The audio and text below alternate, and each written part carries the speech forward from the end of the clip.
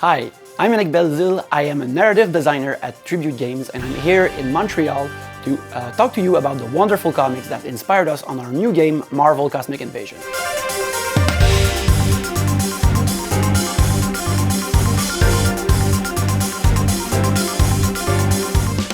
We're gonna start with this big one right here, Annihilation. Annihilation is the main comic book that our game was based on. There's Nova and Falavel, who are some of our playable characters in the game. Like a lot of what they do in the game is sourced from this very adventure. It's a 2006 crossover event where all of the cosmic characters of Marvel, the Marvel universe, got pulled into a war against Annihilus, who's the main baddie in this. So a lot of the story, Annihilus's characterization, the enemies, the bug soldiers, all of that stuff was sourced in this wonderful comic.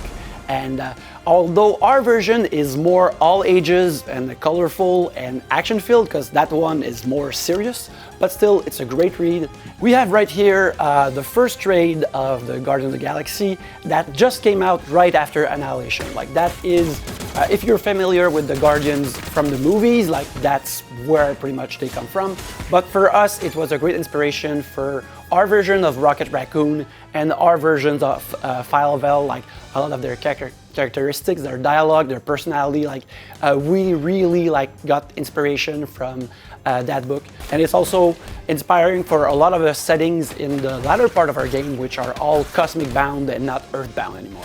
I am a big fan of the Heroes Return arc from the early 2000s. These adventures are really a lot of fun because they span the wide of the Marvel universe. They go in space, they go on Earth, they go in different dimensions. Like you feel like you're getting a full Marvel buffet when you read these books, and that's something we wanted to do with our game. Make sure that you travel like an interesting swath of the Marvel universe. Beta Ray Bill is like a really fun character. I would recommend a book like, let's say, this one, Argent Star, Beta Ray Bill, which is a fun standalone adventure in which Beta Ray Bill, who's an alien who's just as noble as Thor. Like back in his origin story, he was the only one noble enough to pick up Thor's hammer and thus became endowed with his powers. So he's a fun character because he's a big cyborg alien horse. One I feel like Stone Cold classic is like Mutant Genesis, which is the 1990s, I think it's 1991 or 1992, X-Men #1 reboot.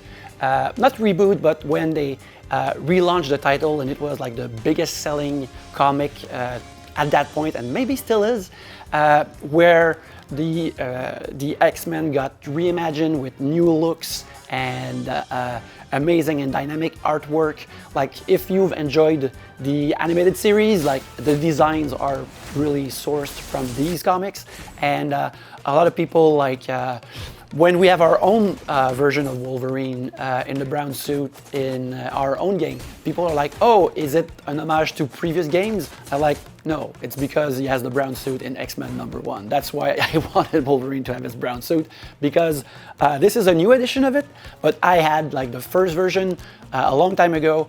I read it over and over, and to me, like, the iconic Wolverine is the Wolverine from these panels, from these pages, so that's why he has like this brown suit in there. And also Storm in our game, like her look is really based on the look that she has in these as well.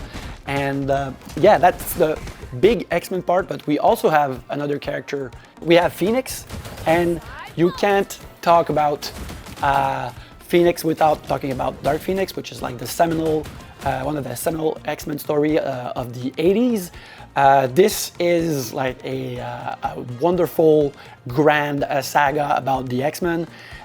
It also, like, when it's time to write and create our version of the Phoenix character, like we had to go back to these books and see how she speaks and her demeanor and how to convey her power.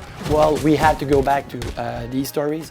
Also, as a beat-em-up writer, I really appreciate the dialogue and the writing of the books of this era, because everyone has distinct speech patterns, and when you need to communicate characters very quickly with different types of speaking, like getting inspirations from those comics, like you can't do any better than those. For Black Panther, like a lot of the modern image and in the public's imagination of Black Panther has been made really in the last 15-20 years. So it's less 90s inspired for us. Like a big inspiration for us was the mid 2000 runs of Black Panther, where a lot of how we know him from the movies and the rest of media inspiration was made in these mid 2000 run, and so that's where a lot of Wakanda was precise as how we know it now, and Wakanda is one of the levels in our game, and also our conception visually of Black Panther and how the powers that his suit has, and gameplay wise, this is something that we came up inspired from these types of books. So that comes a lot from that, and we have a bit of 90s influence as making him a martial artist, which was part of the character back then, but otherwise a lot of it comes from this run of books. For our version of Spider-Man, for me, there are a lot of definitive versions of Spider-Man across all eras, like he's a super rich characters, but for me what was interesting for our game is go straight into the 90s Spider-Man. So something like from that era, like because we also have Venom in our game, like all the maximum carnage and separation anxiety, and for me, like that's the iconic Spider-Man. The art of the 90s is the Spider-Man that pops up into my head when I think about the character, and that's what we based our version from. We were really thrilled to have She-Hulk in the game. She's one of my favorite characters. It's great, character-focused drama, but it still has a lot of action, relationship. There's great soap opera stuff in it, which is not a bad word in my head for sure. It's great, and also in this, she is drawn as like massive and powerful, just like we have her in our game. Like it was really important for us to have her look like muscled and wrestler-like. And very powerful, which you want for a beat 'em up character. So yeah, a lot of that is inspired by the version of She-Hulk that we see in these books, and yeah, I recommend it wholeheartedly. Thanks for coming by with me in this wonderful comic book shop, and also I hope it inspired you to wishlist Marvel Cosmic Invasion, or maybe even buy it as soon as it's available on your favorite platforms.